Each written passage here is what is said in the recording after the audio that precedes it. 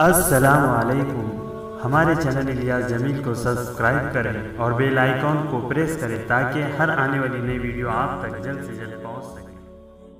کھانا کیسا ہے میرا بھائی، میں نے کئی بتایا ہے کہ مجھے اس پر خود بھی اعتراض تھا کہ جھینگا مکروہ ہے، لیکن میں جب بنگلہ دیش کے دورے پہ گیا تو وہاں بڑے بڑے علماء ہیں ماشاءاللہ، جو فوت ہو گئے، اللہ ان کی قبر پہ کروڑوں رحمتیں فرمائے، اور جو زندہ ہے اللہ ان کو صحت عافیت دے اور ہر قسم کے شر سے محفوظ رکھے۔ آج کل بڑا امتحان ہے وہاں بھی علماء کے لیے، ہر جگہ امتحان۔ ان سے میں نے پوچھا، میں نے کہا یہ جھینگا، انہوں نے کہا نہیں یہ مچھلی کی قسم ہے اور حلال۔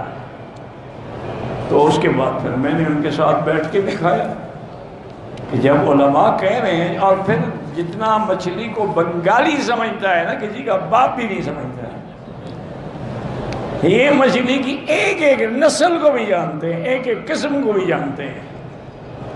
جیسے عرب لوگ تھے نا، یہ گھوڑے اور اونٹ کو جانتے تھے، دور سے دیکھ کے بتاتے کہ یہ گھوڑا جو ہے یہ ابلق جو ہے، یہ جواد ہے، سباق ہے، نہیں ہے۔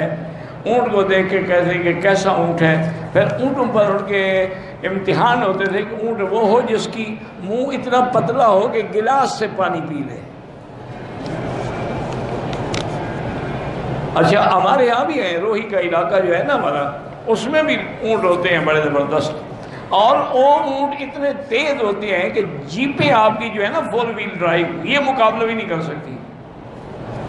اچھا ان اونٹوں کی ایک بڑی عجیب وصف ہے، آپ اونٹ میں بیٹھ جائیں، سفر کر رہے ہیں، جب 100 میل پورے ہو جائیں گے اونٹ سانس کھینچے گا کہ اب 100 میل ہو گیا، میں تھک گیا۔ میں نے خود ان پہ سفر کیا ہے، جیسلمیر کا، بیکانیر کا، بھرت پور، وہ پتہ نہیں کون کون سی دنیا دیکھ ڈالی ہے۔ شکار کے شوق ہوتے تھے، بچپن میں آدمی فارغ ہوتا ہے نا، پاگل ہوتا ہے،